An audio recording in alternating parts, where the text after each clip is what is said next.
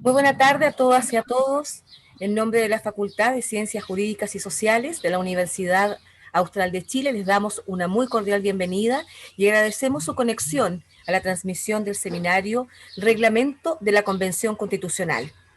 Les recordamos que este seminario está siendo transmitido a través de la plataforma Zoom y en Facebook también en la cuenta Derecho.Universidad Austral de Chile, en Twitter y en YouTube en las cuentas Derecho UH.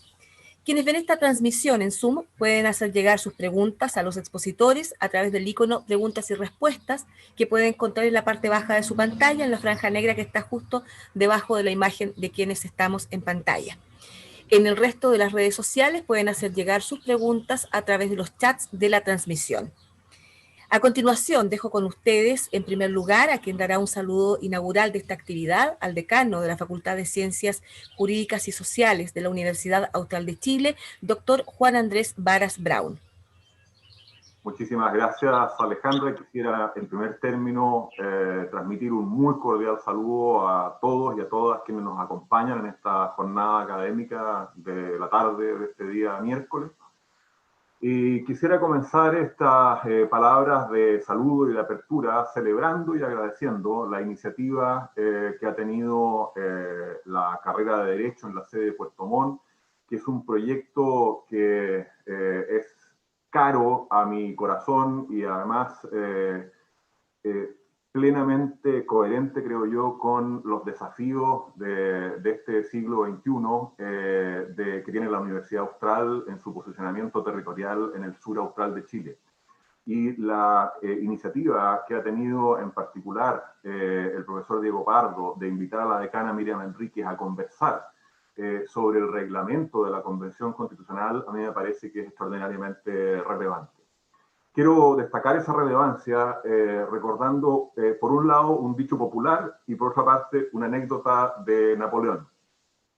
El dicho popular, que a mi juicio y dado lo viejo que ya soy, he podido confirmar como muy cierto, es que el diablo está en los detalles.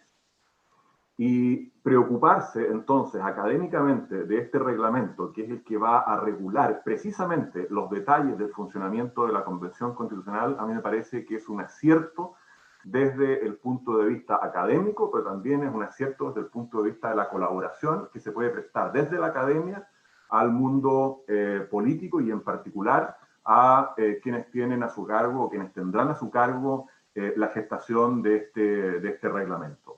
La importancia de la cuestión reglamentaria creo que está muy bien, además, descrita por esa anécdota de Napoleón Bonaparte. Cuando Napoleón Bonaparte se hizo cargo del poder después de los avatares de la Revolución Francesa, alguno de sus asesores le dijo, oiga, emperador o general, no sé cómo lo traducían, tenemos un problema, que es que la ley la hace la convención y usted que tiene el poder, sin embargo, la ley no la tiene.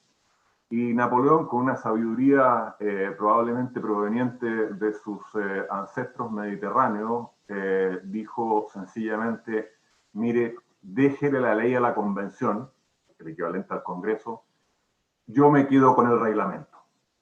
Esta anécdota, que no sé si será cierta o no, pero que a mi juicio refleja de una manera inmejorable la importancia de los detalles en el nivel reglamentario, recoge, creo también muy bien, la significación y la importancia del diálogo que van a tener aquí Diego Pardo y la decana Miriam Enríquez. Quiero felicitarlos nuevamente y agradecerles esta posibilidad de discutir de manera abierta al público y de generar academia y de generar universidad en un momento que para Chile es extraordinariamente relevante, es histórico, en un nivel como no se había visto nunca en el país, y la verdad es que ejercicios de este tipo en el mundo tampoco son demasiados. Ninguna constitución anterior se gestó en el ambiente de participación y de inclusión con el que se va a gestar este proyecto constitucional, y en ese sentido la reflexión académica sobre los aspectos reglamentarios de detalle en donde está el diablo, pero que son tan o más relevantes que la ley, es de agradecer y es de celebrar. Quiero con estas palabras, de nuevo, darle la bienvenida a todos y a cada uno de los que nos están acompañando hoy día en esta sesión y motivarlos a que tengan una discusión extraordinariamente rica y que ojalá sirva y aporte al proceso constituyente que vive nuestro país. Muchísimas gracias a todos y a todas. Muchas gracias, decano, por sus palabras. Ya antes del inicio de esta transmisión se había excusado de seguir conectado porque está cumpliendo también labores asociadas a su cargo en Consejo Académico de nuestra universidad, así que agradecemos sus palabras y entendemos que tenga que retornar a esa función. A continuación dejo con ustedes a la moderadora de esta actividad, doctora Viviana Ponce de León, quien es profesora de Derecho Constitucional de la Escuela de Derecho de la Universidad Austral de Chile, en nuestra sede en la ciudad de Puerto Montt. Profesora, tiene usted la palabra. Muy buenas tardes a todas y todos. Les reitero la bienvenida a este seminario sobre el reglamento de la Convención Constitucional, que, como nos recordaba el decano Juan Andrés Vara, sin duda va a ser uno de los aspectos más decisivos en el desarrollo y el resultado del proceso constituyente actualmente en curso.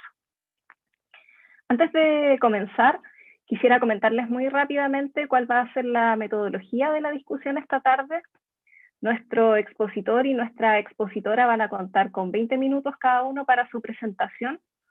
Luego se va a abrir una ronda de réplicas y comentarios cruzados de 5 minutos para cada uno y finalmente se va a abrir una ronda de preguntas del público. Sin más preámbulo, entonces, dejo con ustedes a nuestro primer expositor, el profesor Diego Pardo Álvarez. Él es profesor auxiliar del Instituto de Derecho Público de la Universidad Austral de Chile. Es doctor en Derecho y magíster en Derecho por la Georg August Universität de Gotinga, Alemania. Es profesor de Teoría Constitucional, Derecho Constitucional y Teoría de la Justicia en la Universidad Austral, Puerto Montt, e investigador responsable del proyecto de iniciación en la investigación Fondesit, creación y reformas constitucionales mediante reglas de la mayoría calificada. Diego, tienes la palabra.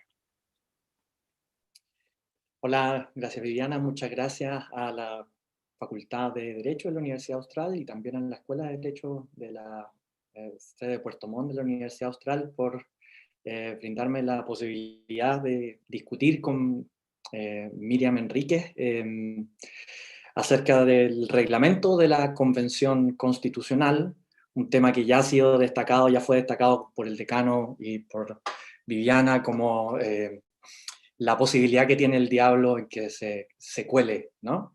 De colarse en el desafío constitucional que tenemos que emprender, ¿no? Y también quiero aprovechar de agradecer a Miriam la gentileza que tuvo de aceptar esta invitación de dialogar con nosotros acerca del reglamento de la convención.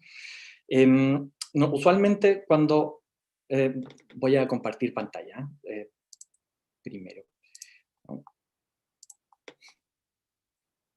Cuando nosotros los profesores en general discutimos acerca de, venimos a este tipo de conversatorio y discutimos acerca de la Constitución, en general discutimos algunos aspectos generales, sobre todo como para que el público que tiene la gentileza de venir se pueda interiorizar del procedimiento general de creación de una nueva Constitución, ¿no? Yo quiero, si es que cuento con el beneplácito de los y las auditores, me gustaría discutir pormenorizadamente un problema en específico, o dos problemas en específico, muy asociados al reglamento de la Convención Constitucional, que yo considero de suma importancia por lo que voy a explicar después, ¿no?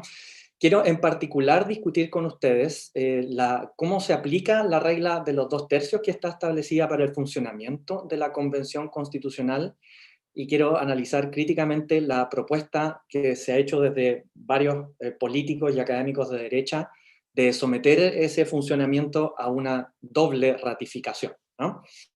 Y entonces, para que podamos discutir pormenorizadamente o adecuadamente ese aspecto específico del reglamento, la posibilidad de introducir una doble ratificación, me gustaría que viéramos primero cómo funciona la regla de los 2/3 de la Convención Constitucional, cuáles son sus similitudes y cuáles son sus diferencias específicas respecto de la regla de los 2/3 que está establecida para la reforma de la Constitución, ¿no?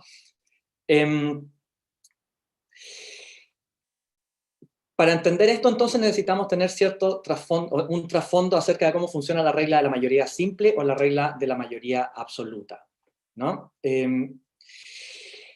El funcionamiento de la regla de la mayoría absoluta es bastante simple, ¿no? Hay dos alternativas de decisión. Si suponemos que hay solo dos alternativas de decisión, y en general los procedimientos de decisión colectiva intentan reducir las alternativas de forma tal de que existan siempre solo dos alternativas de decisión, ¿no? La regla de la mayoría lo que hace es elegir o cuenta o considera la decisión del grupo aquella decisión que es adoptada por el 50% más uno de los votos de la asamblea, de la cámara o de la convención en particular, ¿no? Y eso significa dos cosas básicas, o eso responde a dos condiciones básicas de las reglas de decisión conforme a la terminología de teoría política y de teoría de la elección racional, ¿no? En primer lugar, la regla de la mayoría satisface la condición de la responsividad de un voto. Esto suena complejo, pero es mucho más simple, ¿no? Esto quiere decir que ante una situación de empate, la regla de la mayoría permite resolver ese empate solo con el cambio de un voto, ¿no? Entonces, si hay una situación de empate, digamos, aquí tenemos una asamblea, una convención constitucional que tiene 155 miembros, ¿no? Entonces, si hay un empate de 77 frente a 77 votos, el cambio de un voto es suficiente para alterar el resultado de la decisión, ¿no? Y esa es una propiedad que solo tiene la regla de la mayoría, ¿no? Y la segunda propiedad que tiene la regla de la mayoría es que es neutral respecto de las alternativas, ¿no? Se requiere el mismo número de votos para aprobar o para rechazar o para no aprobar una propuesta o una alternativa de decisión, ¿no? ¿Cómo funciona, en cambio, la regla de la mayoría de los 2/3 que está establecida en el artículo 127, inciso segundo de la Constitución para la reforma constitucional, ¿no? Aquí la Constitución entonces establece que ciertos capítulos de la Constitución requieren de una votación conforme de las 2/3 partes de los diputados y senadores en ejercicio. Asumamos que solo estamos hablando de los diputados, ¿no? De los 155 diputados, al menos 103 tienen que votar a favor de aprobar una reforma constitucional para que esa reforma constitucional sea aprobada, ¿no? Entonces, en todos los otros casos en que no se alcance esa votación de 103, la reforma se entenderá por rechazada y eso tiene como consecuencia mantener el status quo constitucional, ¿no? Eso quiere decir, en términos simples, que 53 votos son suficientes en la Cámara de Diputados, ¿no? O sea, 2/3 más 1, 53 votos, son suficientes para mantener el status quo constitucional, rechazar una propuesta de reforma constitucional, ¿no? Y entonces, aquí, esta regla, a diferencia de la regla de la mayoría, vulnera las dos condiciones que estábamos viendo antes, ¿no? No se respeta la responsividad de un voto, es decir, ante una situación de empate 77 contra 77, se mantiene el statu quo. Si eso cambia de 78 a 77, también se mantiene el statu quo, ¿no? Y las dos alternativas no son neutrales, no son consideradas neutralmente por la regla de decisión. La alternativa por rechazar una reforma constitucional se ve beneficiada a costa de la alternativa por aprobar una decisión, una reforma constitucional, ¿no? Esto es problemático al menos hace 500 años. Francisco de Vitoria, tengo una cita aquí de hace 500 años de Francisco de Vitoria, ustedes lo conocerán por su intervención en las Indias, ¿no? En la querella de las Indias, pero también tiene algunos textos acerca de reglas de decisión. Y Francisco de Vitoria se pregunta, ¿por qué exigir unanimidad, lo que en nuestro caso significa mayoría calificada, para una decisión positiva y no para una decisión negativa, ¿no? Eso es lo que se pregunta Vitoria, ¿no? Y entonces la objeción de Vitoria, que son las objeciones que se hacen siempre a la regla de la reforma constitucional, es que se exijan 2/3 para aprobar, lo que implicaría que son suficientes 1/3 más 1 para rechazar una reforma constitucional, y entonces eso no satisface la neutralidad de las alternativas porque se prefiere ex ante el status quo, y tampoco satisface la responsabilidad de un voto porque los votos son considerados de manera desigual, ¿no? 78 votos o 100 votos no son capaces de ganarle a 77 votos o a 55 votos, ¿no? Si me permiten un ejemplo futbolístico, Imagínense, hay una regla futbolística que dice que a un equipo, el equipo de la derecha tiene que anotar 1/3 de los goles del de la izquierda para ganar, ¿no? Entonces tenemos que el equipo de la izquierda anota 3 goles, el de la derecha anota 2 goles, pero dada la regla de decisión ahora en este ejemplo, el que anota 2 goles gana, porque esos 2 goles valen más respecto del resultado, que es el triunfo, en relación a los otros 3 goles, ¿no? Entonces, por eso las reglas de la mayoría calificada asignan o atribuyen un valor desigual a cada uno de los votos, ¿no? ¿Cómo funciona entonces la regla de los 2/3 de la Convención Constitucional? Esta es otra regla, ¿no? Lo único que tiene en común con los 2/3 de la regla de la reforma es los 2/3, ¿no? Es el número 2/3, la fracción. Pero su funcionamiento es completamente distinto, su razón de ser es completamente distinto y sus objetivos son completamente distintos, ¿no? Lo que dice esta regla de la mayoría de los 2/3, del 133, inciso 3 de la Constitución, es que la Convención Constitucional va a requerir 2/3 para aprobar las normas y el reglamento de la Convención. Eso significa que solo se pueden aprobar las normas que integrarán una nueva Constitución con un resultado de 103 votos o más, ¿no? Y eso significa que 53 votos también pueden no aprobar, ¿no? O sea, son suficientes los votos en contra de 53 convencionales constituyentes para evitar que la otra parte apruebe una regla de la nueva Constitución, ¿no? Y entonces, al igual que la regla de la reforma constitucional, la regla de la Convención Constitucional vulnera la igualdad del voto, ¿no? 78 votos no son suficientes frente a 77 votos para aprobar una norma de la nueva Constitución, porque eso requiere de 2/3, ¿no? Entonces los votos dentro de la Convención, producto de los 2/3, también son desiguales, ¿no? Se beneficia a los votos que aprueban, o sea, que prefieren no decidir, ¿no? Mantener la materia abierta a la decisión o la hoja en blanco, se beneficia a eso a costa de los votos que pretenden decidir algo, cualquier cosa, ¿no? Una decisión concreta. Pero la regla, y esto a diferencia de la reforma constitucional, la regla del 133 es neutral frente a las alternativas de decisión, ¿no? No considera, y eso lo quiero ejemplificar mejor, ¿no? Creo que es más fácil con un ejemplo. Consideremos que la Convención Constitucional está discutiendo acerca del tratamiento constitucional del agua, y entonces en la Convención, si usamos clivaje algo de Modé, hay 3 grupos, ¿no? Está la derecha, la izquierda y el centro. La derecha quiere garantizar derecho de propiedad sobre las aguas, la izquierda quiere garantizar el agua como un bien nacional de uso público, y hay otro grupo de convencionales constituyentes que están satisfechos con ambas alternativas, o sea, les da lo mismo, o con ninguna, ¿no? O no saben muy bien. Ahí tenemos una foto de Petorca. ¿Cómo se produciría esta discusión en la Cámara de Diputados? Y este no es un ejemplo ficticio, esto ocurrió, ¿no? Artículo 19, número 24, los derechos de los particulares sobre las aguas otorgan la propiedad sobre ellos. Eso es lo que establece la Constitución hoy día, ¿no? Y entonces, si el grupo que pertenece a nuestro partido de izquierda quisiera cambiar eso, tendría que juntar 103 votos, ¿no?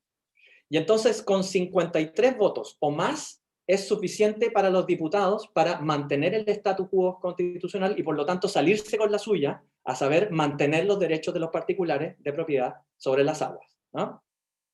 Y entonces, lo que hace la regla de los 2/3 de la reforma, aquí estamos hablando de una reforma en la Cámara de Diputados, es mantener el statu quo constitucional, que es la regla vigente, ¿no? En la Convención Constitucional esto funciona de forma distinta. El partido de la izquierda tiene que acumular sus 103 votos para aprobar el uso público, el de derecha tiene que aprobarlo también por 103 votos para sus derechos particulares, y entre medio hay todos unos posibles casos de votación, entre 77, 78, etcétera, hasta los 102 votos, en donde no se adopta acuerdo ninguno, ¿no?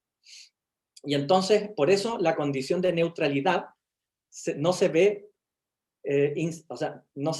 insatisfecha en el caso de la regla del 133 de la Convención Constitucional, porque tanto el partido de la izquierda como el partido de la derecha, es decir, tanto el uso público como particulares, se ven igualmente perjudicados, ¿no? Y se ven igualmente perjudicados en pos de posibilitar que existan casos en donde no se produce un acuerdo en la materia en específico, ¿no? Y entonces, ¿cuáles son las diferencias de estas reglas de los 2/3? El 127 establece que de no alcanzarse los 2/3, o sea, la reforma constitucional dice que de no alcanzarse esos 2/3 necesarios para reformar ciertos capítulos, se mantienen vigentes las reglas de la Constitución de 1980. Si no se alcanzan los 2/3, en cambio, en la Convención Constitucional no se adopta una decisión alguna, lo que en los medios de comunicación se ha conocido como la hoja en blanco, ¿no? Si no se alcanzan los 2/3 dentro de la Convención Constitucional, se mantiene la hoja en blanco, la materia eventualmente no va a poder ser constitucionalizada y entonces la decisión le va a corresponder a las instancias específicas que la nueva Constitución contemple, ¿no? Dependiendo de las reglas de distribución de competencias que en el futuro existan, ¿no? La regla de la reforma no considera igualitariamente los votos. La regla de la reforma constitucional, de la Convención Constitucional tampoco considera igualitariamente los votos, ¿no? Pero la regla de reforma constitucional no es neutral, en cambio la regla de la Convención sí es neutral, ¿no?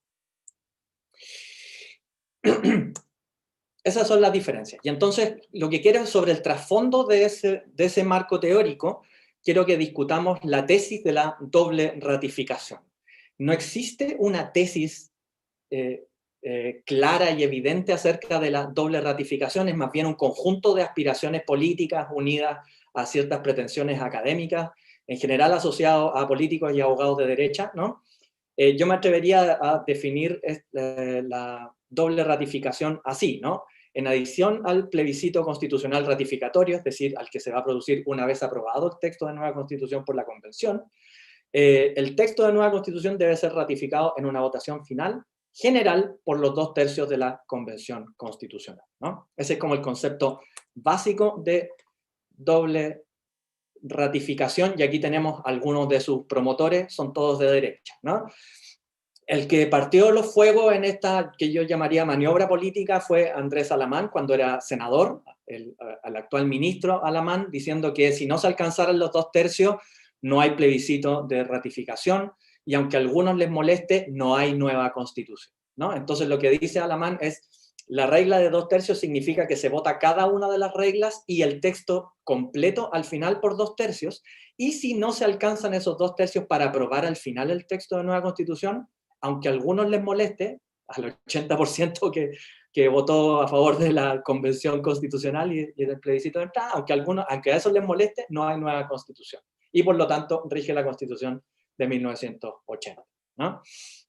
Tenemos ahí también una amena foto de Pablo Longueira, que dijo que lo primero que hace la Convención Constituyente es elegir al presidente, a la mesa y al reglamento para votar, y en el reglamento nosotros, refiriéndose al resto de los políticos de derecha, tenemos que pedir una sola cosa, una simple, que al final haya una votación general de la Constitución entre los 155 constituyentes y se apruebe por 2/3 o el 66%.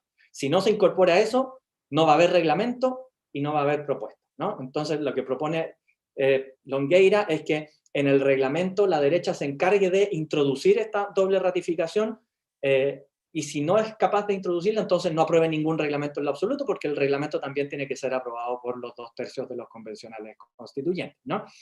Hay algunas posiciones que, dada la radicalidad de lo que sostenía Alamán y Longueira, trataron de moderar un poco esta idea de la doble ratificación y se fueron por el lado de la coherencia del texto constitucional, ¿no? Y entonces aquí tenemos a Narlan Reinmate de Horizontal, que considera que también incorporar una aprobación final por 2/3 aseguraría que una coherencia mayor y una claridad mayor del texto constitucional. Y tenemos a dos profesores de Derecho Constitucional ligados también a la derecha, Sebastián Soto y Sergio Verdugo, que van por la misma línea, ¿no? Lo que dice Sebastián Soto es esta idea de una aprobación, discusión y aprobación circular de las reglas por 2/3, y entonces al final habría que también, para mantener la coherencia del texto, aprobar por 2/3 la nueva constitución antes de que pase a plebiscito ratificatorio. Y lo mismo dice Verdugo con un argumento que es un poco más creativo, pero que llegan en conclusión a lo mismo, ¿no? Lo que dice es que Verdugo es que no hay una interpretación posible, que uno debiera interpretar la regla de los 2/3 como que no debiera ser interpretada. O sea, uno debiera renunciar a la interpretación y dejarle esa materia al reglamento, ¿no? El punto 2, es decir, la aprobación por 2/3 del propio reglamento, debiera estar incorporado ahí, ¿no? Me quedan 2 minutillos. ¿Qué dice entonces la derecha? La Convención tiene permitido incluir en su reglamento la doble ratificación, esa es la primera tesis, y esta doble ratificación sería necesaria para alcanzar un texto coherente y claro de nueva Constitución, y esto es lo más importante, ¿no? Si no se alcanzara en la votación final los 2/3 para aprobar la nueva Constitución, entonces el proceso constituyente, en las palabras de Alaman, fracasa, ¿no? ¿Qué dice la Constitución, en cambio? La Convención deberá aprobar las normas y el reglamento de votación de las mismas por un quórum de 2/3 de sus miembros en ejercicio, y la Convención deberá aprobar las normas y el reglamento de votación de las mismas por un quórum de 2/3. Es decir, se aprueban tanto las normas como el reglamento por un quórum de 2/3, y el inciso cuarto, la Convención no podrá alterar los quórums ni procedimientos de funcionamiento y para la adopción de acuerdos, ¿no? Y entonces, a la luz del inciso cuarto del artículo 133, mi posición sería que la Convención no tiene permitido constitucionalmente incluir en su reglamento la doble ratificación, es decir, la doble ratificación como idea debiera ser considerada inconstitucional, ¿no? Y entonces eso significaría, conforme a mi posición, que la falta de ratificación final del texto de nueva Constitución no puede tener como consecuencia hacer fracasar, en las palabras de Alaman de nuevo, el plebiscito constitucional ratificatorio, el trabajo de la Convención Constitucional, ni el texto de nueva Constitución. Y entonces hay una serie de argumentos para sostener esto, ¿no? Hay muchos argumentos de razón sistemática. Yo diría que el principal es que es imposible interpretar tanto la autonomía reglamentaria de la Convención como la reglamentación constitucional de la Convención Constitucional de forma tal de permitir el ingreso de reglas que hagan fracasar su tarea, ¿no? La Convención tiene por función redactar y aprobar un texto de nueva Constitución, ¿no? No tiene por función fracasar en el intento de aprobar un nuevo texto constitucional, y está obligada a presentar un texto de nueva Constitución a una ratificación plebiscitaria. Y entonces cualquier interpretación que haga que ponga obstáculos a esa función principal y única que tiene la Convención Constitucional debiera ser considerada prima facie como una interpretación deficitaria, ¿no? Pero yo quiero, no me queda nada de tiempo, pero yo quería sostener una razón interna para afirmar que la Convención Constitucional no puede agregar en su reglamento la regla de los 2/3, perdón, la regla de la doble ratificación, ¿no?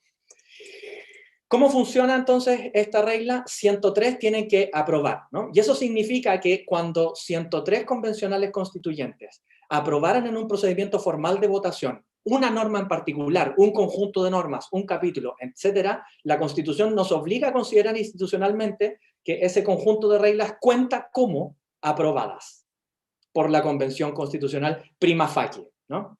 Eso no significa que la Convención no pueda revertir lo que aprobó en un principio por 2/3, ¿no? La Convención en cualquier momento puede revertir lo que aprobó en un principio por 2/3, pero mientras no lo revierta, ese acto o ese acuerdo aprobado por 2/3 tiene que ser sometido prima facie a un plebiscito ratificatorio al final. O sea, tiene que contar como contenido de la nueva Constitución, ¿no? Entonces, imaginémonos, se aprueba por 110 votos que el presidente será jefe de Estado. Y después, por esa regla, el presidente de la República será jefe de Estado. Dado que se aprobó por 110 votos, uno está obligado dentro del sistema constitucional chileno a considerarla como una regla que prima facie tiene que ser sometida a plebiscito ratificatorio, ¿no? Supongamos que la Convención entonces se volvió loca o inconsistente y quiere revertir esa decisión. La pregunta es, ¿qué regla de decisión gobierna la reversión del acuerdo previamente adoptado por 2/3, ¿no? Lo que yo diría es que, y esto supongo que sería algo relativamente pacífico, es que si ya existe una decisión por 2/3, la nueva decisión en orden a revertir una decisión anterior también es un acuerdo que tiene que ser aprobado por 2/3, ¿no? Pero eso es precisamente lo que se opone a la tesis de la doble ratificación, ¿no? ¿Qué regla de decisión gobierna esta nueva votación? Existen dos alternativas. Una 2/3 para ratificar una decisión ya tomada por 2/3, y eso significa que es suficiente 1/3 más 1 para revertir una decisión previamente anotada. Y la otra alternativa son 2/3 para revertir una decisión anterior que ya fue aprobada por 2/3, lo que implicaría que 1/3 más 1 son suficientes para ratificar la decisión anterior. Y mi posición, desde luego, es que se requieren los 2/3 para revertir un acuerdo previamente adoptado por los 2/3 de la convención, ¿no? ¿Por qué? Porque eso es lo único que es compatible con el carácter neutral de la regla de la Convención Constitucional, y porque haría lo contrario, es decir, pensar que se requieren siempre 2/3 para mantener vigente prima facie una regla que va a ser sometida a ratificación, significa que todos los acuerdos de la Convención serían inestables porque siempre van a poder ser revertidos en una votación posterior por 1/3 más 1 de los convencionales, ¿no? Y entonces, ¿cómo debería ser la votación final? Se aprueba con todos los resultados entre 155 y 53, y se rechaza por los 2/3, ¿no? Es decir, de 103 a 155. Y eso es lo inverso a lo que está pretendiendo la tesis de la doble ratificación, ¿no? La doble ratificación sostiene que la ratificación final el rechazo final es suficiente para rechazar todo el texto de la nueva Constitución, es suficiente 1/3 más 1 de los convencionales constituyentes, ¿no? Y entonces está transformando toda la regla del 133 en una regla equivalente a la del 127, inciso segundo. 2/3 tienen que aprobar el texto de la nueva Constitución al final, 1/3 más 1 pueden rechazar esa aprobación y pueden decidir la vigencia continua de la Constitución de 1980 definitiva, porque esto se produce al final de la convención, ¿no? Entonces, ahí es donde está la trampa. Transforma la regla del 133 en la regla del 127, porque hace que la convención adopte un acuerdo en orden a rechazar lo que ya había sido aprobado por 2/3 bajo una regla ahora de 1/3 más 1 de los convencionales constituyentes, ¿no? ¿Y por qué esto es inconstitucional? Porque el inciso cuarto del 133 dice que la convención no puede alterar los quórum para la adopción de acuerdos. Y lo que está haciendo la doble ratificación es alterar el quórum, al menos para un caso de decisión, que es la decisión en orden a rechazar el texto de nueva Constitución, que sería sometida en este único caso de la doble ratificación a una regla de 1/3 más 1 de la Convención. Eso era lo que yo quería exponer. Como se dan cuenta, es un tema muy particular, pero como dijo el decano, el diablo se cuela en esas cosas, ¿no? Muchas gracias por su atención. Muchas gracias, Diego, por tu presentación. A continuación realizará su exposición la profesora Miriam Enríquez Viñas. Ella es decana de la Facultad de Derecho de la Universidad Alberto Hurtado, es doctora en Ciencias Jurídicas de la Universidad de Santiago de Compostela, España, con estudios postdoctorales en la misma universidad. Cuenta con un magíster en Derecho Público con mención en Derecho Constitucional de la Pontificia Universidad Católica de Chile. Fue distinguida con el premio Alejandro Silva Bascuñana, la mejor alumna de su promoción. Es abogada de la Universidad Nacional del Comahue, República Argentina, y es profesora del curso de Teoría Política y Constitucional y Derecho Constitucional de la Universidad Alberto Hurtado. Además participa del movimiento Independientes No Neutrales. Miriam, tienes la palabra. Muchísimas gracias, Viviana, por la presentación. Muy buenas tardes para todos y para todas. Es para mí un honor estar esta tarde con ustedes en un seminario de tanta, digamos, relevancia en la temática y junto a queridos profesores y amigos. Sobre todo quiero agradecer a la Facultad de Ciencias Jurídicas y Sociales de la Universidad Austral en la sede de Puerto Montt. Creo que estas actividades son necesarias por las temáticas que abordan y también porque estamos en un proceso constituyente en que estos asuntos suelen no ser tan abordados como claramente es necesario, como lo destacó el decano recién. Este parecería un tema muy técnico, de detalle, pero en definitiva va a ser esencial a los resultados del proceso que estamos transitando. Para mí siempre es un agrado y un honor compartir el seminario con queridos profesores como Diego Pardo y la profesora Viviana Ponce de León y todos los que nos acompañan esta tarde. Quiero confirmar que apenas Diego me invitó a participar del seminario, acepté encantada porque creo que el tema lo amerita y porque sigo la obra de Diego, su línea de investigación en este asunto, y creo que el aporte que ha hecho a propósito de la distinción entre los efectos que tiene la regla de los 2/3 en la reforma constitucional y en el proceso constituyente para dictar una nueva constitución realmente ha sido imprescindible para mejor entender cómo funciona. He leído todos sus textos, así que soy una fan de su obra.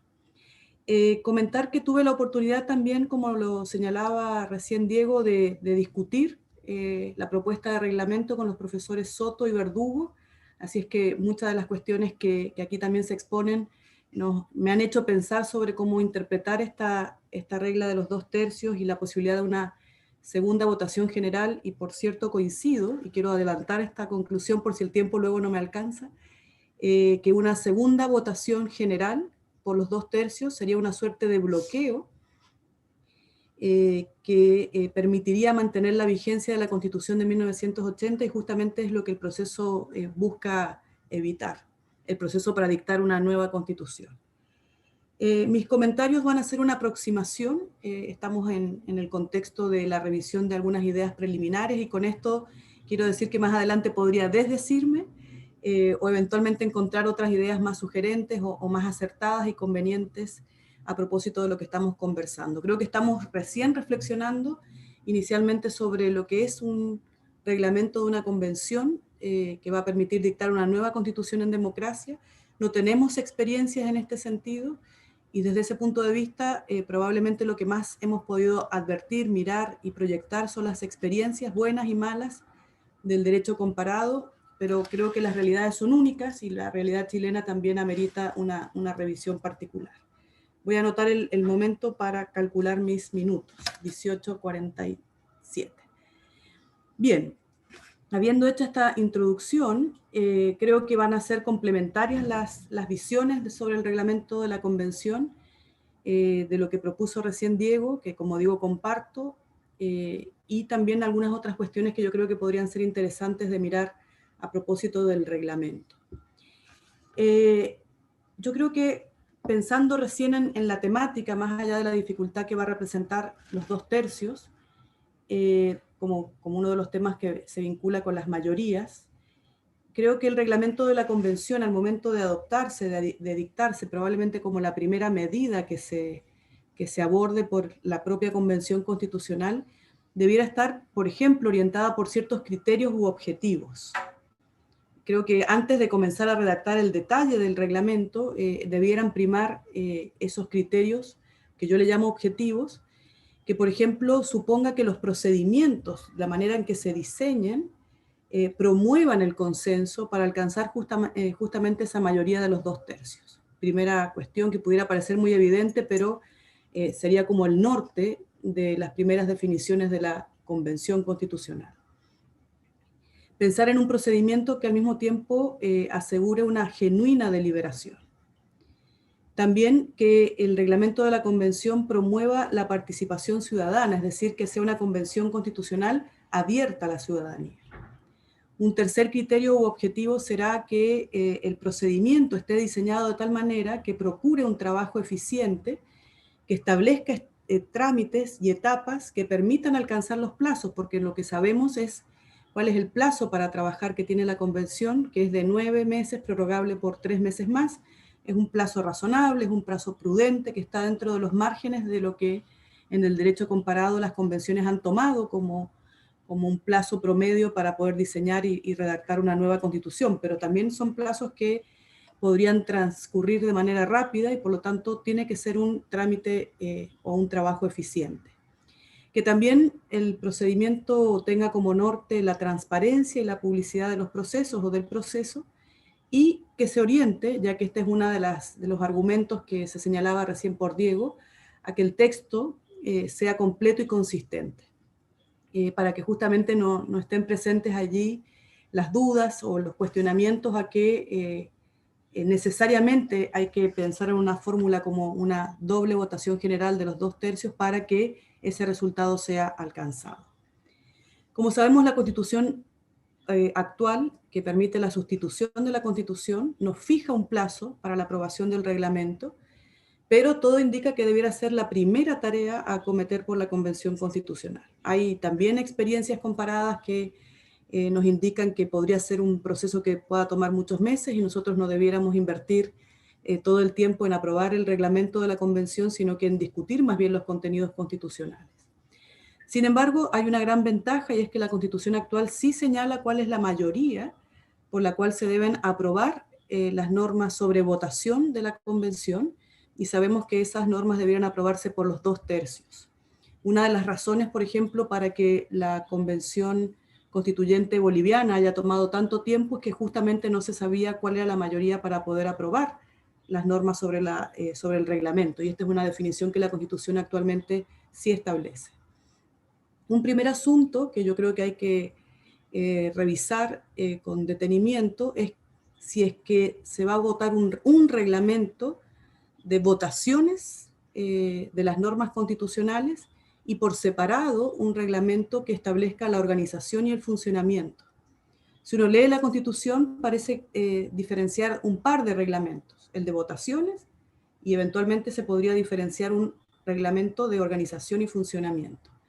Me parece que la conveniencia es que haya un solo reglamento, un único reglamento, sin embargo que solo las normas sobre votaciones sean aquellas que deban aprobarse por los 2/3, ya que no hay una norma constitucional que establezca que la organización y el funcionamiento requieren de una mayoría calificada. Ese es un asunto a debatir y probablemente sea objeto de debate más adelante. Una de las cuestiones que también se ha colocado sobre la mesa es si es que al inicio la Convención Constitucional debiera fijarse un índice de asuntos que necesariamente se acuerden para tratarse como contenidos constitucionales. De alguna forma es también cerrar el ámbito de la discusión constitucional y ahí habría que debatir la pertinencia de ese cierre inicial de los temas constitucionales. A eso también se le ha denominado hoja en blanco. Y mi propuesta es que más allá de, o mi revisión o mi reflexión, es que más allá de identificar esos temas constitucionales, bien sería conveniente dividir comisiones temáticas que aborden determinados asuntos que de alguna manera serían consistentes o coincidentes con aquellas materias a tratar. De alguna manera también estas comisiones temáticas debieran ser acotadas en número, por ejemplo, no más allá de 5, de tal forma que el trabajo sea, alcance o pretenda y logre una mayor consistencia y también un mejor aprovechamiento del tiempo. Con esto quiero significar que eventualmente dividir el trabajo en 15 comisiones temáticas supondría mayor posibilidad o factibilidad de inconsistencias y también supondría un mayor tiempo para poder llegar a algunos acuerdos y eso demoraría con mucho el poder alcanzarlos. Más o menos yo tengo una propuesta de diseños de comisiones temáticas, pero bueno, en definitiva son solo eso, ideas. Más adelante, si alguna pregunta lo plantea, podría uno diferenciar en cuántas comisiones y cuáles comisiones temáticas considerar. La integración de las comisiones también va a ser todo un asunto que el reglamento de la Convención deberá definir. Por ejemplo, cuál es el número de las comisiones temáticas, cuáles son los temas que va a abordar cada una de ellas, cómo se van a integrar, quién las va a presidir, quién va a ejercer el reemplazo de las autoridades de la comisión, cuáles van a ser las funciones, por ejemplo, del presidente, cómo se va a asegurar que algunos integrantes tengan derecho a voz y voto y otros solamente quizá voz, y por supuesto creo que la convención debiera asegurar que las comisiones temáticas tengan una integración paritaria. Yo creo que esa es una directriz indispensable en la conformación de las comisiones, que haya una integración paritaria en su integración, de tal forma que, por ejemplo, sin duda las mujeres puedan ser parte de una comisión que esté dirigida a pensar los contenidos vinculados con la organización del poder, ya desde una perspectiva funcional o territorial, para evitar los sesgos de género en la integración de las comisiones. Creo que también sería relevante identificar otras comisiones que cumplan funciones más que abordar temáticas, como por ejemplo podría haber una comisión de armonización de los contenidos, eventualmente que esa misma comisión tenga a su cargo la redacción y el estilo de las normas constitucionales o quizá diferenciarlas.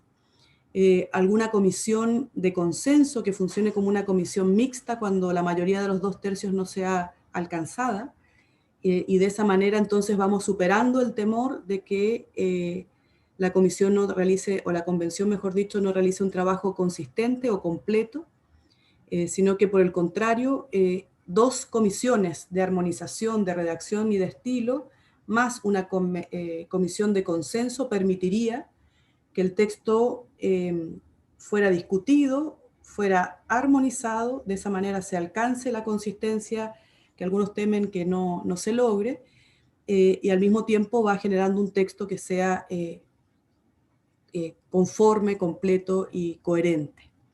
Creo que es muy relevante considerar la posibilidad de que exista una comisión de participación, una comisión que esté encargada de organizar las consultas ciudadanas, que esté encargada de desarrollar audiencias públicas y que tenga un calendario anticipado sobre cómo se van a desarrollar, cuándo se van a desarrollar, en qué cantidades, y eventualmente la Convención Constitucional va a funcionar territorialmente de forma descentralizada, en fin. Creo que también hay necesidad de considerar cuáles son las normas para sesionar y cuáles son las normas para adoptar acuerdos.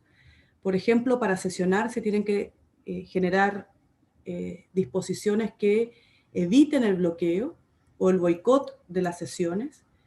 Por ejemplo, haciendo referencia a ciertas mayorías para una primera citación y luego una segunda citación que se pueda desarrollar con las personas que allí concurran. Insisto, para evitar justamente que se generen boicot o bloqueos al desarrollo de ciertas sesiones cuando traten sobre materias bien relevantes.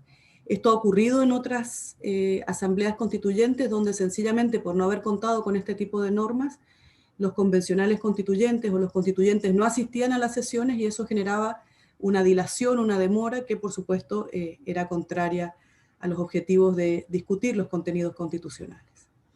También creo que es necesario regular cómo se van a adoptar los acuerdos de la Convención Constitucional. Creo que las sesiones del Pleno para adoptar las normas constitucionales debieran ser aprobadas por los 2/3 de los convencionales constituyentes, pero nada obsta a que las decisiones por comisiones pudieran ser adoptadas por simples mayorías. Creo que esta es una cuestión que la Constitución no explicita, pero sí uno podría deducir que para un trabajo más eficiente de la Convención, las decisiones del Pleno debieran ser aquellas que se adopten por 2/3 y no necesariamente la de las comisiones temáticas o de las comisiones funcionales. Y, por ejemplo, también considerar mecanismos que faciliten los acuerdos, por ejemplo, señalando al menos más de un debate. Es decir, quizá un debate en la comisión, un debate en la sesión del Pleno y un debate intermedio por las comisiones redactoras y armonizadoras. A propósito de la transparencia, creo que este es un tema que ha generado mucho debate, justamente a propósito de la primera presentación de una propuesta de reglamento de la Convención, en el que se señaló que la regla debiera ser la reserva de las sesiones. Por el contrario, desde mi punto de vista, la regla general de las sesiones de la Convención, tanto en Pleno como en comisiones, debiera ser por regla general la publicidad. E incluso el presidente de la Convención o la presidenta de la Convención más adelante podría disponer que las sesiones que tengan determinada relevancia sean transmitidas, por ejemplo, por medio de streaming o a través de medios de comunicación social para que la ciudadanía conozca cuáles son las posiciones de cada uno de los convencionales a propósito de los temas, en la medida que sí se asegure una genuina deliberación. Y ahí habrá que ver cómo excepcionalmente algunas comisiones o sesiones podrían, no debieran, podrían ser excepcionalmente reservadas. Quiero insistir, y ya voy llegando al término porque no quisiera, sino luego en la posibilidad de la réplica, hacer algunas preguntas a Diego sobre la mayoría de los 2/3. Quisiera terminar enfatizando sobre la necesidad de que la participación en la Convención Constitucional sea capital. De alguna forma, el desafío del procedimiento que se plasme en el reglamento de la Convención Constitucional tiene que mantener involucrada a la ciudadanía en el proceso, que ese involucramiento sea efectivo, que sea permanente e incidente. Creo que estas son las orientaciones que debiera tener a la vista la Convención Constitucional cuando redacte el reglamento. Porque es necesario no solamente mantener vinculado a la ciudadanía al proceso constituyente, sino que también satisfacer las altas expectativas de participación que tiene la ciudadanía en el proceso. Además, creo que la participación tiene que ser plural e inclusiva de todos los sectores de la sociedad y que se produzca un diseño que permita la retroalimentación de la sociedad a la convención y también de la convención hacia la sociedad. Es decir, yo lo resumiría, que asegura una perspectiva de una apertura de la Convención Constitucional a la participación ciudadana. Hay una serie de propuestas que ya se están circulando, se están, digamos, barajando y analizando de participación ciudadana en el contexto del proceso constituyente, por ejemplo, audiencias públicas, de tal forma que las comisiones temáticas, por ejemplo, puedan plantear sus pareceres expertos o por parte de grupos de interés en la Convención Constitucional. Para ello es muy importante que haya un calendario de este tipo de audiencias públicas, consultas públicas. Algunos proponen, y me parece un mecanismo acertado, una iniciativa ciudadana de norma constitucional, semejante a una iniciativa popular de ley, pero en este caso que la ciudadanía pueda proponer un contenido constitucional en la medida que esté avalado por un número determinado de firmas y que la Convención Constitucional tenga la obligación al menos de deliberar en torno a esa propuesta. También me parece imprescindible que la Convención Constitucional sesione eventualmente de manera permanente o si no de manera transitoria sus comisiones o el pleno de manera descentralizada, es decir, territorialmente la convención circule y no mantenga simplemente su sede a nivel central. Que hayan distintos mecanismos de participación virtual que faciliten justamente la participación ciudadana, considerando que eventualmente el próximo año también vamos a tener una situación de pandemia que nos pueda hacer que estemos a través de una plataforma como Zoom, o eventualmente haciendo consultas online, procesos deliberativos de manera telemática, y ahí creo que hay que ser muy creativos para hacer que la ciudadanía participe, no necesariamente de manera presencial, sino que también en la forma que hemos aprendido a hacerlo de forma virtual. En definitiva, y para cerrar, creo que no solamente son importantes los desafíos de considerar una serie de herramientas sobre cómo puede la ciudadanía participar del proceso constituyente, sino que también concentrar la atención en la metodología de esa participación. De tal forma que la manera en que la ciudadanía vaya participando sea consistente y sea coherente con el debate que se está desarrollando en el contexto de la Convención Constitucional. Y lo dejo hasta acá porque me parece que una de las cuestiones que yo quisiera relevar es que el desafío del reglamento de la Convención pasa por las mayorías, pasa por los objetivos que anuncié en el inicio, pero fundamentalmente pasa porque la participación ciudadana sea, digo, permanente e incidente en el proceso. Muchísimas gracias nuevamente y esperemos que luego en la segunda parte podamos seguir debatiendo. Gracias. Muchas gracias por tu presentación, Miriam. Ahora cada uno de ustedes va a tener 5 minutos de réplica para preguntar o para agregar alguna idea que quisieran desarrollar con mayor profundidad, partiendo nuevamente por el profesor Diego Pardo. Yo creo que mis 5 minutos me los tomé al principio, pero de todas formas voy a tratar de hacer unos comentarios finales un poco provocados por varios de los puntos en los que coincido con lo que decía Miriam, ¿no? Y en particular me parecieron particularmente provocadores dos cuestiones que me gustaría discutir. La primera es la distinción entre el reglamento de votación y el reglamento de la convención, ¿no? Es cierto, la Constitución, y eso, ¿por qué me parece relevante? Porque es una distinción que está por debajo del radar de la discusión pública y es una discusión casi explícita, o sea, una distinción casi explícita en la Constitución, ¿no? Lo que ordena la Constitución someter a una mayoría calificada es el procedimiento para el reglamento de votación de la Convención, ¿no? Todos los aspectos reglamentarios que no tengan que ver con la votación de las normas o de la adopción de acuerdos de toda la Convención, esos aspectos reglamentarios pueden, desde el punto de vista de la Constitución, ser regulados a través de un reglamento que fue decidido por una mayoría distinta o simple, ¿no? Y yo diría que la regla de la mayoría es la regla básica de cualquier grupo, ¿no? O asamblea o convención, porque es la regla, por una parte, que respeta la neutralidad de la alternativa y que la que respeta la igualdad de los votos de los convencionales, ¿no? Entonces, es importante hacer esa distinción porque el reglamento de votación es lo que establece el procedimiento formal de cómo se va a adoptar acuerdos en la convención, y el rol que cumple ese procedimiento formal es un rol que para los partícipes en la Convención Constitucional es un rol anticipatorio, ¿no?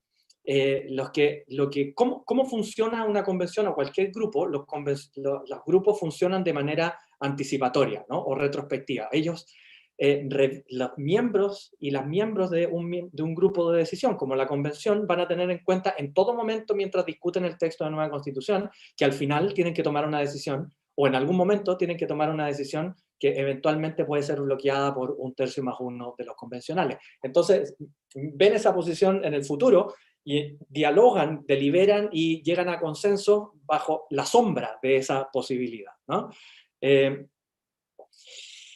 Entonces, lo que permite la regla en principio, yo diría que la regla de los 2/3, en principio, afecta las posibilidades de deliberación y de consenso que tiene la propia convención. Y entonces el intérprete lo que tiene que hacer, o quien implementa el reglamento de votación, lo que tiene que hacer es minimizar esos efectos que tiene en interrumpir la deliberación y el consenso, de forma tal de interpretar la regla de los 2/3, tratando de minimizar esos efectos, ¿no? Y por otra parte, otro de los objetivos de la convención es permitir la adopción de un texto de nueva constitución que no sea incoherente ni que sea poco claro, ¿no? Y entonces, ¿cómo pueden minimizarse esos ejemplos? Yo me tomaría varios de los elementos que Miriam exponía, ¿no? No hay ningún problema de constitucionalidad en que las discusiones en las comisiones temáticas y en las comisiones de funcionamiento se sometan a la regla de la mayoría, ¿no? No hay ningún problema en que la Convención Constitucional decida capítulos primero en general, o políticas o lineamientos generales de deliberación por regla de la mayoría, o incluso por 2/3 antes de aprobar las normas en particular. El único defecto de inconstitucionalidad que yo veo en el reglamento de votación, el único posible inconstitucionalidad que veo, es la doble ratificación, porque lo que hace eso es rechazar todo lo de antes por una votación de 1/3+1. Pero todas las otras formas para obtener coherencia o claridad en el texto son admisibles constitucionalmente en la medida en que las decisiones que toman 2/3 de la convención se consideren como decisiones adoptadas por la convención, ¿no?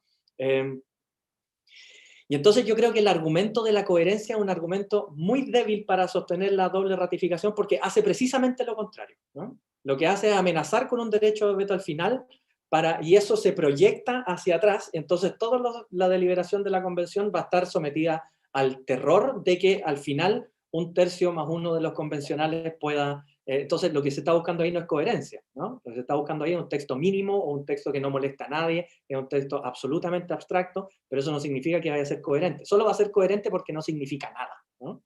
Y entonces por eso es necesario revisar la Constitución también con estos otros objetivos que daba Miriam, ¿no? El proceso tiene que tener éxito, y el proceso tiene que arribar a consensos.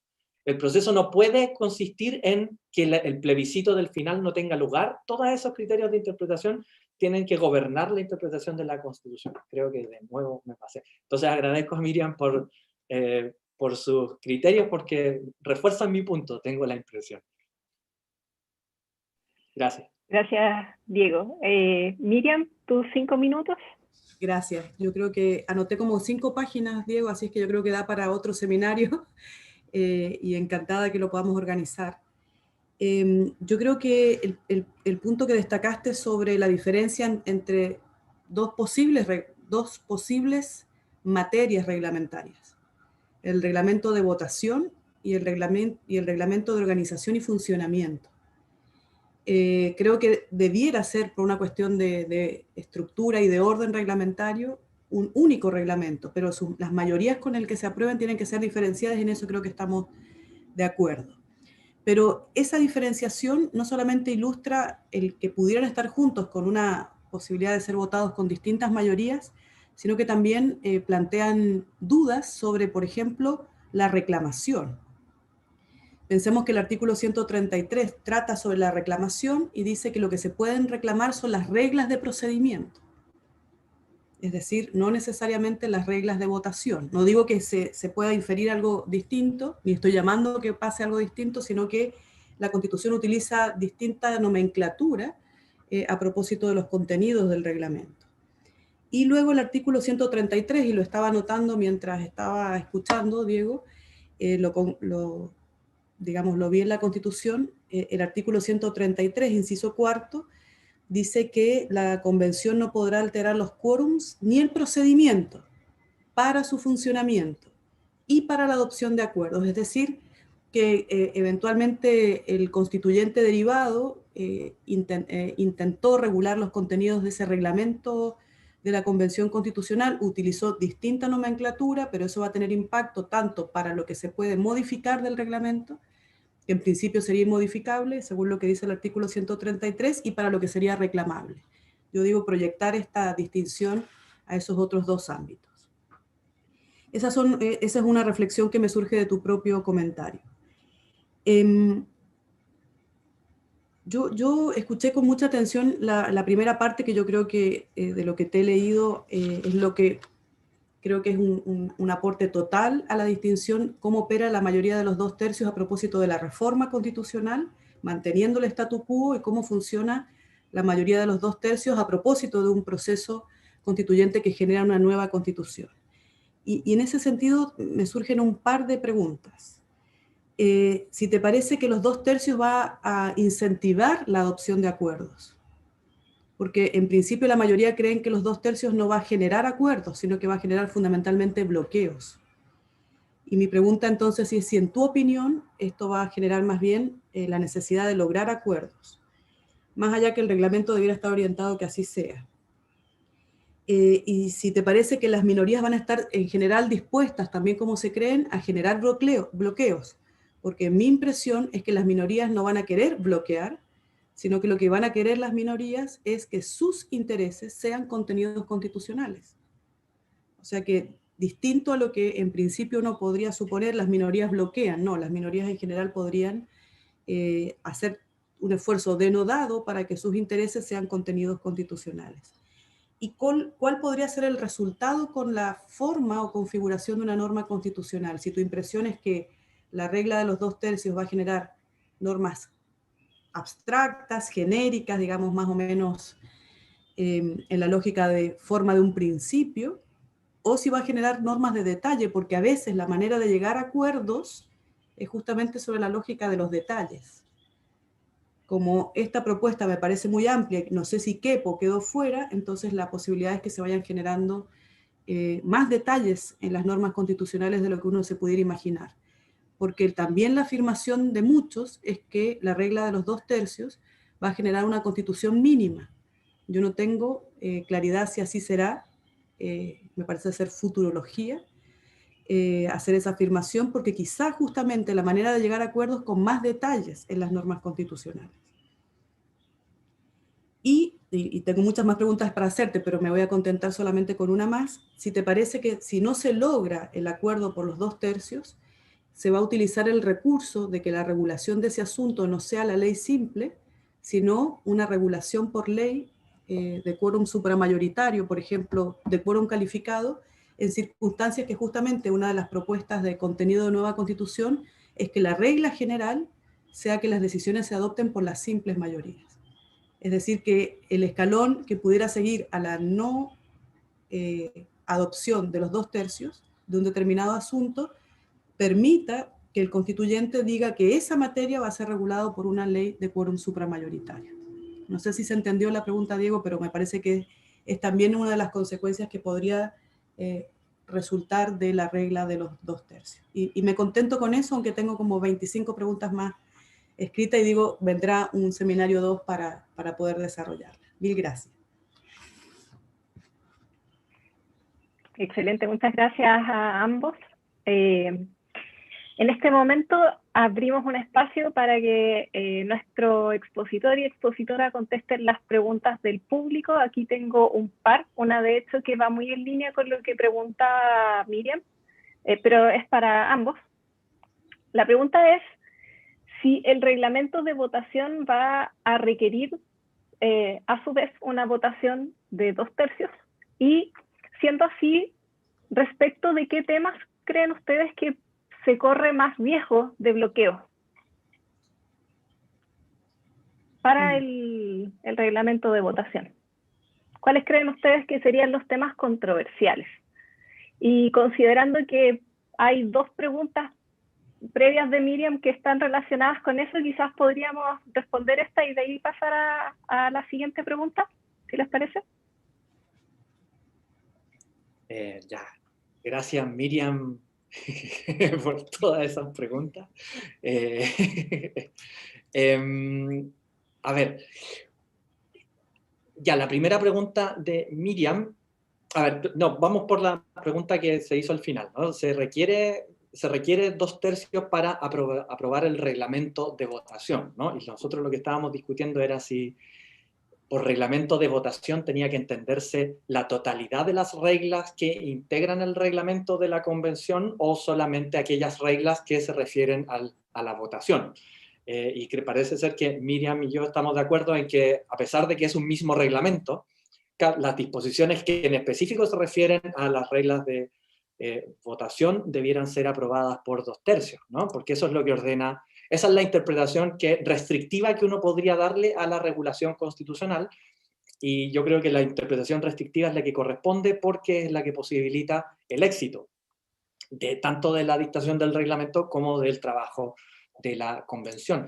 Yo no sé en particular qué materias en específico podrían resultar bloqueadas en la discusión de la convención constitucional.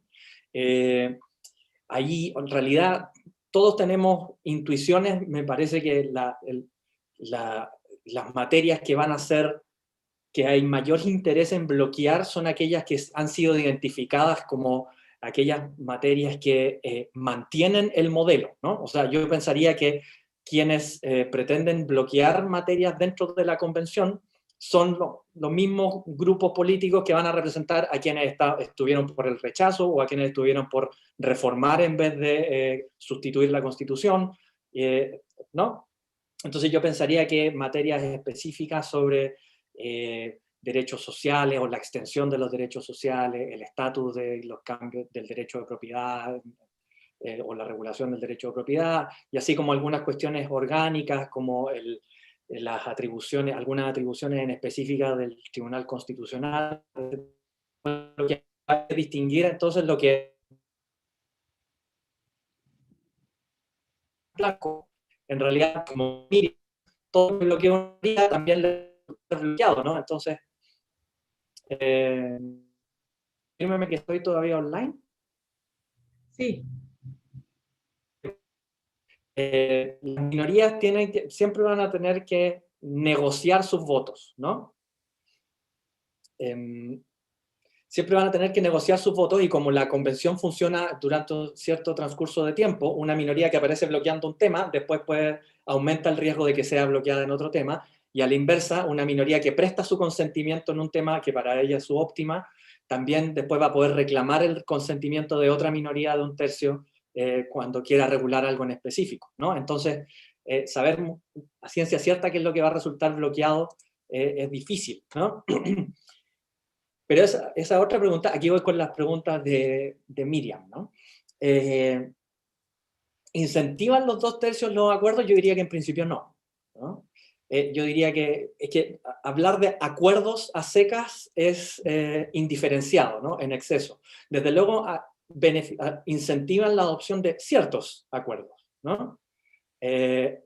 Lo que hacen las reglas de 2/3, y aquí creo que estoy respondiendo otras de las preguntas de Miriam, ¿no? Lo que hacen las reglas de 2/3 en general, o lo que se ha comprobado que hacen en distintos contextos, es forzar a la adopción de acuerdos subóptimos desde el punto de vista de la mayoría, a través de un contenido abstracto, ¿no? Entonces lo que se hace con lo que hace la consecuencia que tienen los 2/3, y esto es tanto en las reglas neutrales como en las asimétricas, o en las que benefician una alternativa o no, lo que hacen es impiden que la mayoría decida, desde luego, ¿no? Y entonces el grado de concreción con el que quiere decidir la mayoría se ve constreñido, y entonces tiene que aumentar el grado de abstracción en lo que están acordando para integrar a las minorías que eventualmente pueden bloquear la decisión, ¿no? Entonces, por ejemplo, la mayoría puede pensar que es bueno tener un tribunal constitucional, pero estar en contra del control preventivo o forzoso, pero hay una minoría que puede bloquear eso, ¿no? O al revés, puede querer el control forzoso, pero hay una minoría que puede bloquear eso, ¿no? Y entonces lo que va a tener que hacer la mayoría es consagrar un tribunal constitucional, pero no ser demasiado específico respecto a sus atribuciones, ¿no? Porque en el grado de las atribuciones no hay consenso, o no hay acuerdo, digamos, consenso es otra cosa, ¿no? Pero en el grado de o sea, en la existencia del tribunal constitucional, ahí sí hay un acuerdo, ¿no? Y entonces yo creo que en general las reglas de 2/3 generan reglas abstractas, ¿no? Y entonces la pregunta es, ¿qué va a ocurrir con esa? Y eso no significa constitución mínima, ¿no? No.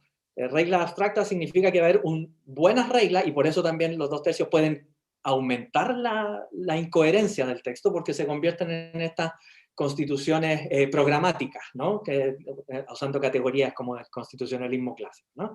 Muchas cuestiones abstractas, generales, buenas intenciones, baja concreción, y entonces la pregunta es, ¿qué va a ocurrir con eso después, ¿no? Una vez que se apruebe ese texto de nueva constitución. Aquí la mayoría de los profesores parece ser que han sido más optimistas que yo, de lo que yo sería, y se ha ido imponiendo la tesis de que lo que no se resuelva en la nueva constitución lo va a resolver el legislador. Y yo sería más reservado con la respuesta, ¿no? Lo que yo diría es que quien resuelva eso va a depender de la distribución de competencias específicas que venga en la nueva constitución. Y si tenemos el problema del huevo y la gallina, que la nueva constitución no va a ser demasiado específica en su distribución de competencias, porque va a estar sometida a una presión por abstracción, ¿no? Dado el bloqueo, entonces es probable que no tengamos competencias específicas para resolver el detalle de lo que no está en la Constitución, ¿no? Y eso podría llevar a que tengamos un problema de diferenciación de funciones vertical, ¿no? Es decir, que lo que no resolvió el constituyente actual sea resuelto por otras instituciones distintas al legislador, en particular por un tribunal constitucional, y eso podría llevar, ya cuando aumentamos el grado de pesimismo a niveles que solo yo puedo tolerar, ¿no? Eso podría llevar a una ultraactividad de la Constitución de 1980 por vía de decisiones del Tribunal Constitucional que aplican jurisprudencia antigua, dado que la Constitución nueva no resuelve específicamente los problemas constitucionales que van a emerger, ¿no? Entonces yo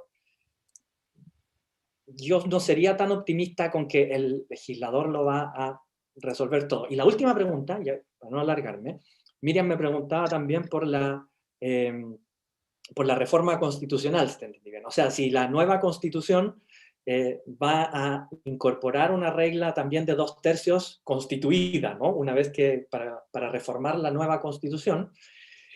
Y lo que yo diría es que en principio los procesos de creación constitucional tienen un sentido performativo, ¿no? Lo que ocurre dentro del proceso de creación constitucional tiende a tener una validez en la nueva constitución, ¿no? Por ejemplo,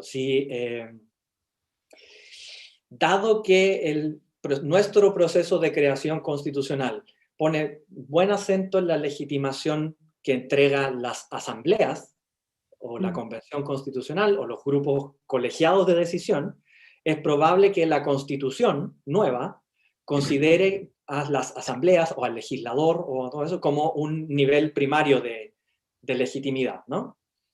Y entonces, si para parte de los que participan en el proceso de creación constitucional, la regla de los 2/3 contribuye a la legitimidad de la Constitución, entonces eso hace que performativamente eso al final se traduzca en que la reforma constitucional haya un cierto riesgo de que los 2/3 también se apliquen a la reforma constitucional futura, ¿no?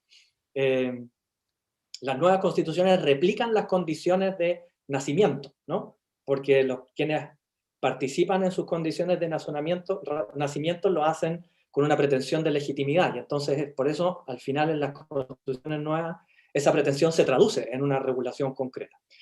Entonces yo creo que la nueva constitución también va a tener 2/3 para la reforma constitucional, a pesar de que aspiraría a que no lo tenga.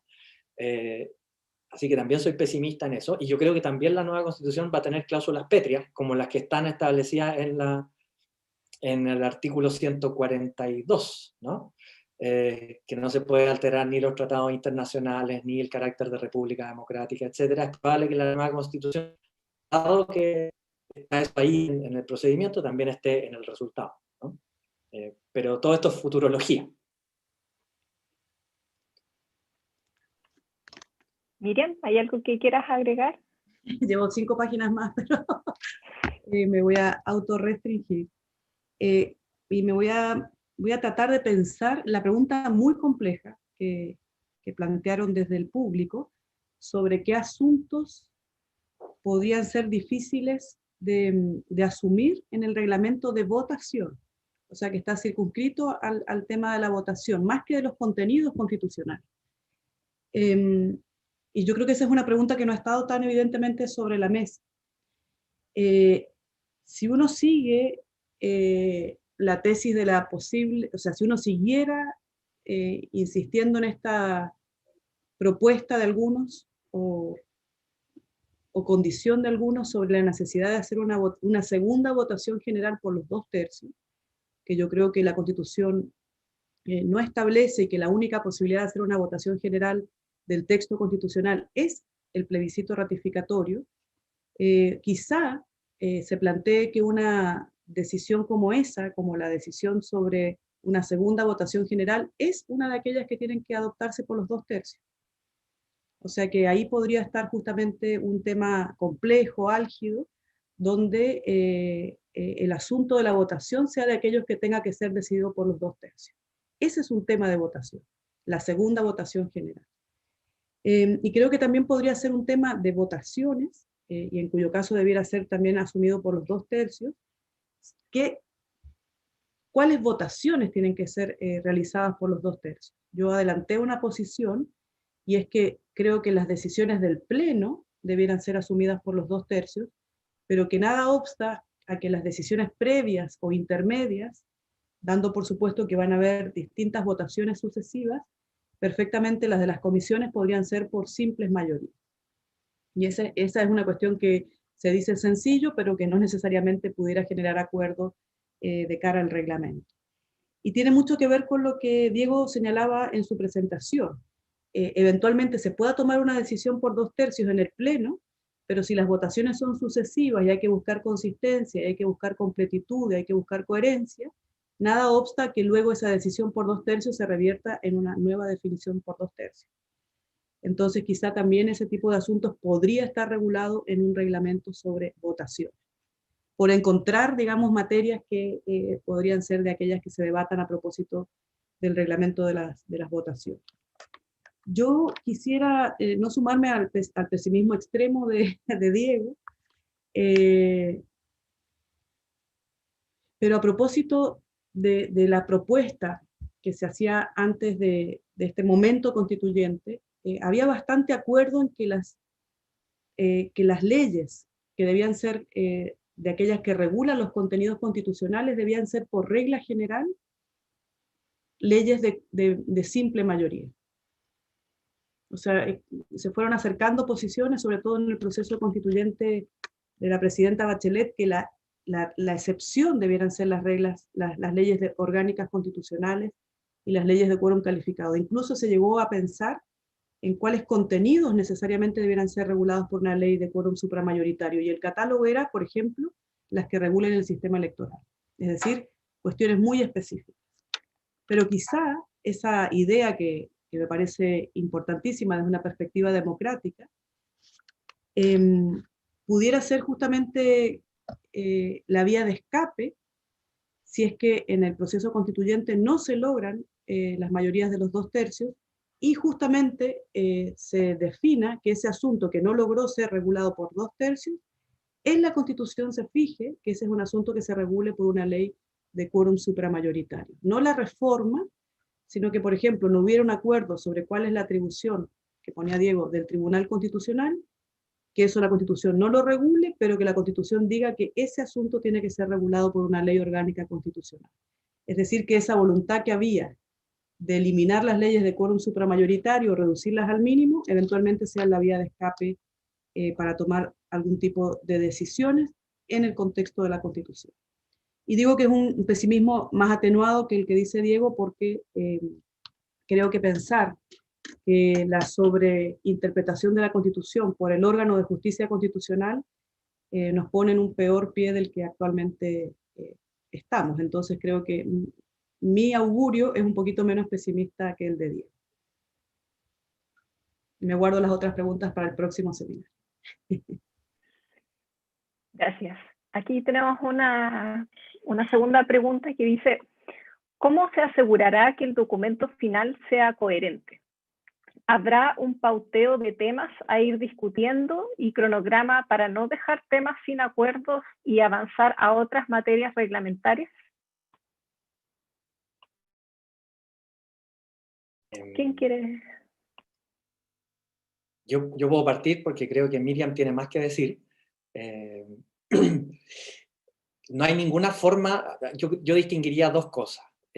La primera es el valor de la coherencia, o sea, cuál es la importancia que tiene tener un texto constitucional coherente, y el segundo es cuáles son los mecanismos que podemos tener para alcanzar esa coherencia, ¿no? Y entonces yo pensaría que respecto a la importancia de la coherencia, yo no creo que sea... Yo no creo, o sea, al menos la coherencia ha sido levantada como un tema dentro de la discusión constitucional, como un objetivo buscado a través de la doble ratificación, lo que les contaba antes de que tiene que ser ratificado el texto por los 2/3, ¿no? Y yo creo que cualquier persona en sus cabales se daría cuenta que la coherencia no es un valor, si bien es un valor importante, no es un valor tan importante como para someter todo el procedimiento de creación constitucional a un eventual fracaso al final, ¿no? Y entonces yo veo ahí un poco una impostura, y esa impostura ha tendido, como, dado los términos que se plantea, ha tendido a elevar la relevancia de la coherencia del texto constitucional. Todos los textos constitucionales son incoherentes en cierto sentido, ¿no? O sea, no hay ningún texto constitucional que esté absolutamente libre de coherencia, de incoherencia, ¿no? Y lo que hace la práctica constitucional posterior, y lo que hace precisamente el legislador, o sea, la tarea del legislador es librar de incoherencias al sistema, producto de las incoherencias que existen en la Constitución, ¿no? Hay un derecho de propiedad y hay otro que nos obliga y hay una obligación de conservar nuestro 10%, nuestros fondos de pensiones en la AFP, ¿no? Y hay una evidente contradicción entre esas dos reglas. Yo tengo derecho de propiedad sobre mis fondos, pero no puedo disponer de esa plata, y se supone que es parte de mi derecho de propiedad disponer de esa plata. Y entonces el legislador es al que le corresponde librar de incoherencias al texto constitucional, porque los textos constitucionales son tan abstractos y amplios que están llenos de coherencia, ¿no? O sea, de incoherencia. Habiendo dicho eso, ¿cómo puede la convención tratar de redactar un texto lo más coherente posible? Lo que yo diría es funcionando de forma precisamente inversa a cómo sostiene la doble ratificación, ¿no? Lo que tiene que hacer la convención es, primero, discutir desde lo general a lo particular, o sea, fijar ciertos lineamientos, ciertos temas de discusión, ciertas decisiones básicas fundamentales, ¿no? Y después implementar esas decisiones básicas fundamentales. Y así mismo fue como se hizo la Constitución de 1980, solo que en vez de tener una convención de 155 teníamos una de algunos designados, ¿no? Y lo otro es que tener, como decía Miriam, una comisión encargada de la armonización permanente del texto, ¿no? Y entonces esa comisión debiera funcionar como un filtro. Le llegan las propuestas de reglamento, de constitución o de articulado de la Constitución, y ella genera un texto refundido y sistematizado de todas esas posibles reglas, como lo hace el presidente hoy día, y propone ese texto a la votación de la convención, ¿no? Yo creo que con eso podemos ayudar a librar el texto de incoherencias sin perjuicio de que el problema constitucional no se resuelve con una constitución, o sea, el problema constitucional es permanente, ¿no? Entonces vamos a tener que seguir viviendo con incoherencia por mucho tiempo. Eso no es un problema, es normal, ¿no?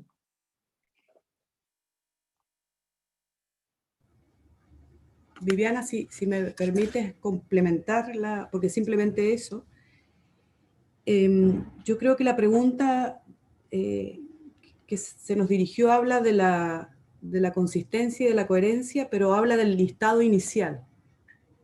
Y creo que son dos objetivos distintos. Que el texto sea completo, que la completitud de la Constitución es un objetivo para algunos, y para otros la coherencia o la consistencia. Entonces, el listado inicial no necesariamente asegura la consistencia, sino que probablemente una predefinición de cuáles serían temas constitucionales y cuáles temas quedarían fuera del debate para ser regulados por ley.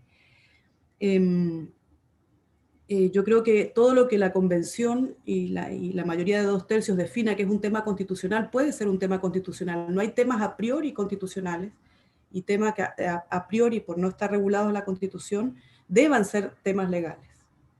Entonces, esa predefinición a mí no me parece necesaria definirla, porque lo que la Convención, por mayoría de 2/3, diga que es un tema constitucional, será un tema constitucional. Ahí está justamente la propuesta, pero eventualmente tener un panorama de cuáles temas podrían ser regulados en las comisiones temáticas, podrían ir también definiendo qué asuntos debieran tratarse, para augurar o asegurar que la Constitución sea completa en la perspectiva que uno más o menos se imagina en las constituciones, al menos con una parte referida al poder, una parte referida a los derechos y probablemente algo que tenga que ver con la reforma de la Constitución. Entonces, en la pregunta yo distinguiría la completitud de la consistencia. Y lo relativo a la consistencia, yo creo que la propuesta que hace Diego, la quisiera enfatizar, porque me parece que el orden de la discusión también va a asegurar la consistencia. Entonces, por un mes, yo me imagino la Convención Constitucional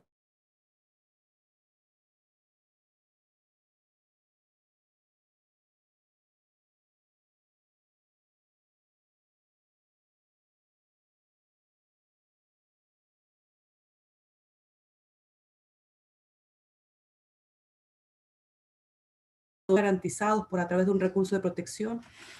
Entonces, ahí creo que volvió a estar inestable la conexión. ¿Sí? Entonces yo creo que lo ideal es que la convención debata por un tiempo razonable sobre los acuerdos generales, los principios rectores de la Constitución y luego recién dividirse en comisiones temáticas. Porque de lo contrario las posibilidades de inconsistencia van a ser mayores y la pérdida del tiempo en la discusión también podría aumentar.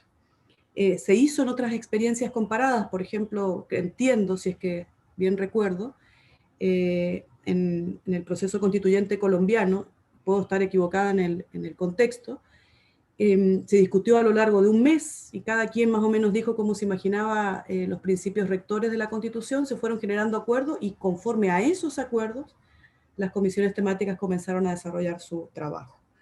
También para la consistencia, las votaciones sucesivas y los borradores sucesivos con el intercalado de las comisiones armonizadoras.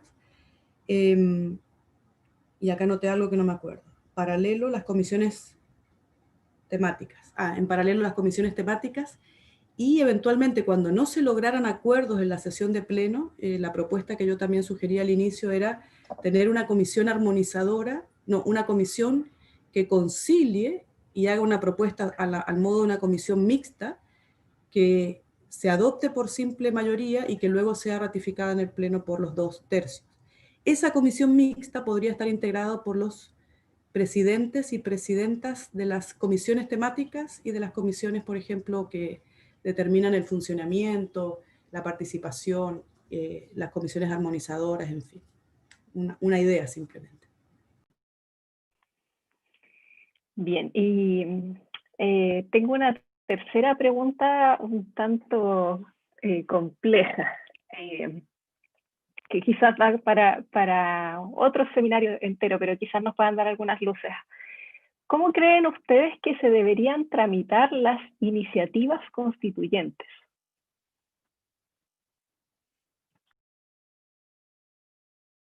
Quizás, no sé, esto ya lo agrego yo como en mi rol de moderadora. Requisitos de admisibilidad, se pueden fusionar, semejanzas con el proceso de formación de la ley. ¿Es iniciativa constituyente popular? ¿Será esa la pregunta? No dice popular. Claro, porque yo cuando hablé de una iniciativa de contenido, de norma constitucional, justamente la propuesta era en el contexto de un proceso participativo en que la ciudadanía se mantuviera vinculada con el proceso. Una manera de sentirse vinculada y de hacerse parte del proceso y de incidir en él, justamente creo que la más fuerte, no solamente es que se les consulte o que manifiesten su opinión en una audiencia pública, sino que incluso se pueda plantear un contenido constitucional que deba ser tramitado, discutido, dialogado y votado por la Convención Constitucional sobre un tema concreto en la medida que, como por ejemplo los ejemplos de iniciativa popular de ley, estén respaldados por un número determinado de firmas, que sea un porcentaje del padrón electoral vinculado con alguna elección. Ejemplos de iniciativa popular de ley hay muchísimos. Perfectamente podría haber una adaptación de iniciativa popular de norma constitucional. Y que fuera vinculante para la Convención Constitucional debatirlo, votarlo, no necesariamente hacerlo contenido constitucional. Y probablemente ese sea de los temas que debiera asumirse en el reglamento de las votaciones, por ejemplo. Yo sobre la iniciativa, si uno lo ve como desde el punto de vista ideal, no estoy hablando de iniciativa popular de ley, ¿no? Me estoy imaginando el caso de las iniciativas que presentan los propios convencionales constituyentes en la convención, ¿no? Desde un punto de vista ideal, la deliberación debiera incorporar todas las ideal en el sentido de tiempo infinito, infinidad de temas, etcétera. La convención debiera incorporar todas las iniciativas que sostienen los convencionales constituyentes, ¿no?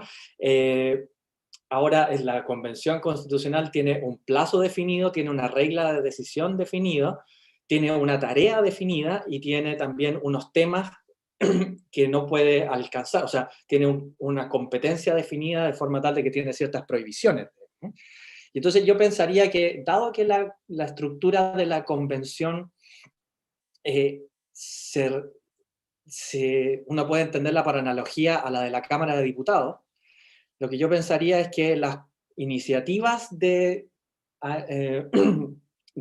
articulado de la convención debieran al menos estar sometidas a estas típicas reglas de iniciativa de la Cámara de Diputados de exigir un número mínimo y máximo de convencionales que apoyan, ¿no? O sea, no un convencional en particular puede presentar cuando quiera una iniciativa, sino que tiene que reunir al menos un apoyo indiciario.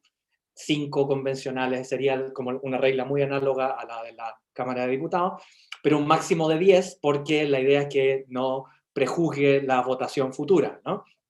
El máximo podría ser mayor en el caso de la convención, considerando que la regla es de 2/3. La otra regla importante es la declaración de admisibilidad o inadmisibilidad de las iniciativas dentro de la convención, y yo pensaría que también aplicando analogía, y esto puede ser, aquí es donde en este tipo de detalles sí que se escapa el diablo, ¿no? Si uno aplica por analogía lo de la Cámara de Diputados, uno tendría que pensar que quienes tienen competencia para declarar admisible o inadmisible son los presidentes y las mesas directivas, ¿no? Y el presidente se elige por la mayoría de los miembros de la convención.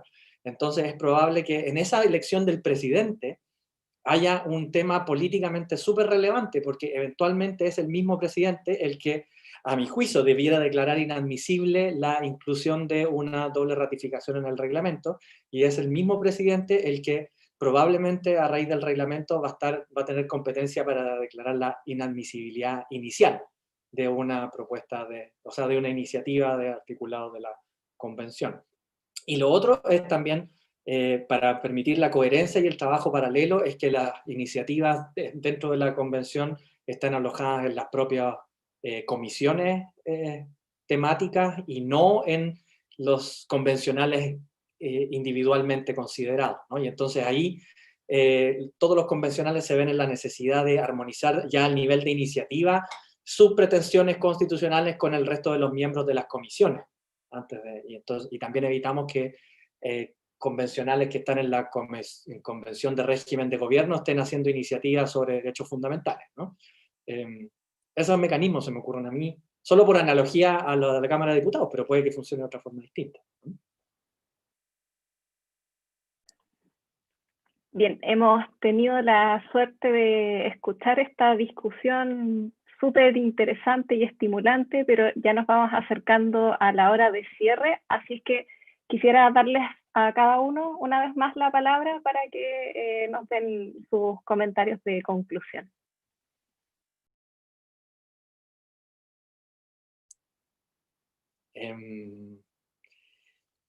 No, ha sido una discusión súper estimulante. Muchas gracias, Miriam, por de verdad aprendí un montón en el transcurso de 1 hora 50 minutos, así que me alegro mucho de que hayamos tenido esta conversación y desde luego estoy feliz de que empecemos a organizar más cosas seguidos con todos los temas que quedaron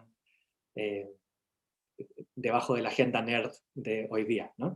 Así que muchas gracias por la organización y por aceptar nuestra invitación, y bueno, nos vemos en una próxima oportunidad. Gracias, Diego, gracias, Viviana. Yo lo he pasado realmente muy bien en esta hora y 50. Quiero agradecer entonces la invitación, fundamentalmente. Creo que tenemos el compromiso ya asumido de organizar una parte 2 de lo relativo al reglamento con aquellas cuestiones que quedaron no solamente pendientes, sino que fueron surgiendo de la discusión. Y creo que también, por ejemplo, pensar en las normas transitorias de la nueva Constitución y que eventualmente puedan ser anticipadas en el reglamento va a dar mucho que hablar, porque tenemos que pensar que la nueva Constitución se va a aplicar de una manera en el tiempo, que probablemente todo el ordenamiento jurídico quede en una situación interina cuando haya una nueva Constitución, y entonces alguien tendrá que poder definir cuáles son las normas que son consistentes con ese futuro texto, y quién define esa consistencia y de qué forma se hace y cómo se evitan las inconsistencias, por ejemplo, anticipándolas a propósito de las normas transitorias. Entonces yo también invitaría que en el reglamento y en la discusión de la próxima sesión pudiéramos abordar las normas transitorias de la futura Constitución. Muchísimas gracias nuevamente, y ha sido más que un seminario provechoso, al menos para mí. Espero que para todos. Bueno, les agradezco nuevamente a ambos por sus intervenciones y a todos y todas quienes nos han estado escuchando. Y les cedo la palabra a Alejandra Rodríguez para que cierre definitivamente esta actividad. Muchas gracias, profesora. En nombre de la Facultad de Ciencias Jurídicas y Sociales de la Universidad Austral de Chile, de la Escuela de Derecho en la sede de Puerto Montt, les agradecemos a todos y a todas la asistencia que han tenido a este seminario Reglamento de la Convención Constitucional.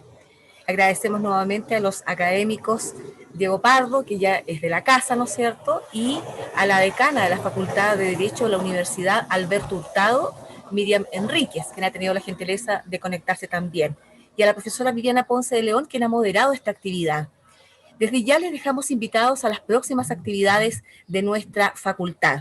El día 15 de diciembre a las 11:30 de la mañana compartiremos el seminario Principio de Subsidiariedad y otros aspectos económicos en la nueva Constitución, una actividad que está organizada por la Agrupación de Universidades Regionales de Chile y que nuestra Casa de Estudios va a participar junto a la Universidad Católica del Norte y a la Universidad de Talca, entre otras casas de estudios.